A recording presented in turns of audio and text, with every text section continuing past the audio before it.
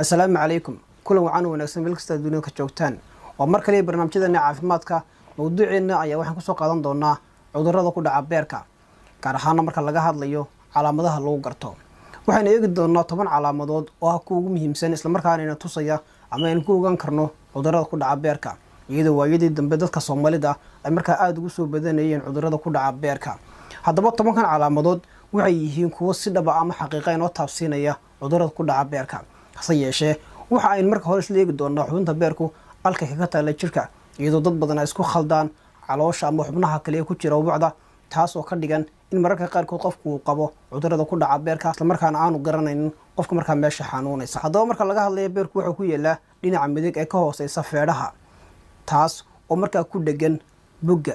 si kastaba ahaatee marka laga hadlayo beerku waxa uu qabtaa shaqooyin muhiim oo aad u fara badan tusaale ahaan oo kale marka uu dheefshiisku dhaco waxa uu jirka ka saaraa sumaha marka cuntada soo raaca marka laga hadlayo shaqooyinka beerku uu qabto jirka waxa kamid ah inuu muhiim u yahay ka qayb qaadashada dheefshiidka sidoo kale dabcan inuu marka meesha ka saaro walxaha marka sumaha ee marka qofka jirkiisa soo gala kuwaas marka soo raaci kara qofku cuntada cunay biyaha iyo sidoo kale waliba dawooyinka la burburiyo ee marka xubinta beerka lagu burburiyo kuwaas marka halis u geysan kara caafimaadka qofka cudurrada beerku waxay noqon karaan kuwa la kala hidaysto mararka qaarkood sidoo kale waxa keeni kara ama sabab noqon kara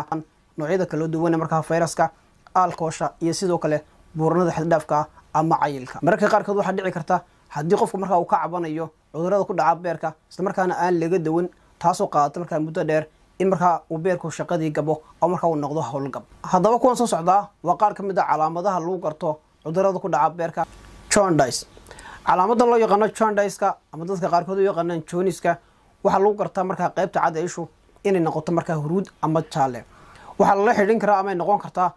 calaamad ka turjumaysa in qofku marka uu leeyahay cudurrada ku dhaca beerka ama marka inaanu lahayn cudurrada ku dhaca beerka calaamadan jaundice-ku inta badan waxay ka iman kartaa marka la burburiyo unugyada casiga dhiigga inta badan waxay noolaadaan 120 maalmood ama sidoo kale muddo 4 bilood marka 4 bilood dhamaado waxa loo bedelaa maadada loo yaqaan bilirubin haddii marka maadada bilirubin ay ku ururto beerka waxay noqon kartaa in qofka ishiisa laga arko ama maqaarkiisa inuu marka huruud noqdo ama uu jaalo noqdo calaamadan jaundice-ku haddii marka ay ka turjumayso cudurrada ku dhaca beerka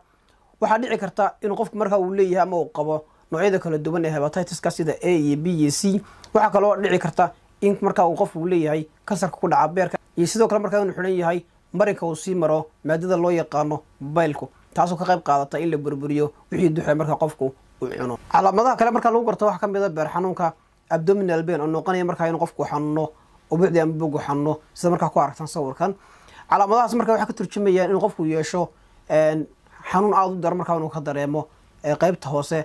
marka feedhaha maadaama sheegnay qaybta midig inuu ku jiro marka beerku marka qaarkood waxa dhici karta xanuunkan inuu ku wada baaho ama qofku ka dareemo dhammaan ubucda oo dhan taas marka qaarkood qofka ku adkaata xitaa inuu neefsado isla calaamada marka qofku leeyahay bog xanuunka waxa marka qaarkood dhici karta in qofku yeesho inflammation ama marka inuu barar yeesho taasna waa calaamad kale marka ay tusaysaa in qofku leeyahay cudurrada ku dhaca ama marka xanuunada marka asiiba ama ku dhaca beerka calaamadaha kale ee marka lagu garto beer xanuunka waxa kamid ah abdominal swelling oo noqonaya in marka qofku uu bararo bogga uu bararo calaamada inta badan waxa keena noocyada kala duwan ee hepatitis-ka oo ah marka in xubintii beerku uu ku dhaco waxa loo yaqaan inflammation ama bararo ku yimaado waxa kale oo keeni kara caabuqyada kale ama infectionka kale ee bakteeriyadu ay sababto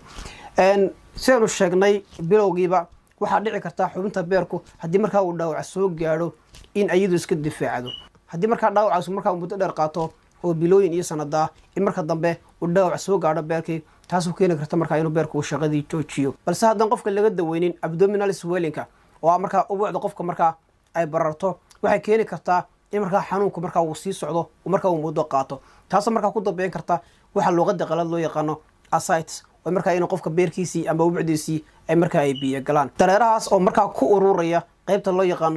peritoneum-ka oo xububka marka uu leeyahay beerku taasina waxay soo dadajinaysaa in marka ay shaqadii beerku ay gabi ahaanba meesha ka baxdo maqaarka oo cuncuna waa astaan ama calaamad inoo tilmaamaysa haddii qofku isku arko inuu leeyahay cudurrada ku dhaca beerka marka laga hadlayo xoqniinka qofku marka uu dareemayo marka maqaarkiisa xoqayo wuxuu si gaar ah u xoqaa lugihii gacmihii calooshii wejigii iyo sidoo kale dhabarka waa meelaha markaasi gaar marka lagu ogaan karo in qofku leeyahay cudurrada ku dhaca beerka gaar ahaana marka qofku uu leeyahay maqaar cuncunka qofka oo saxaradiisu ay noqoto caddaan xigeen marka laga hadlayo calaamadani waxay ka turjumaysaa cudurrada ku dhaca beerka sidoo kale waxaa la wadaagi karaa cudurrada ku dhaca bankriyaska ama ganaca xaaladdan waxay ku iman kartaa hadduu xidhan yahay marinka uu soo maro baylku kaasoo markaa lagu sameeyo beerka islamarkaana lagu kaydiyo xameetida marka tani ay dhacdo waxaa dhici karta in maadada bilirubin marka ay gasho qulqulka dhiigga taasina waxay keenaysaa in markaa maadada bilirubin oo soo saaro beerku islamarkaana lagu kaydiyo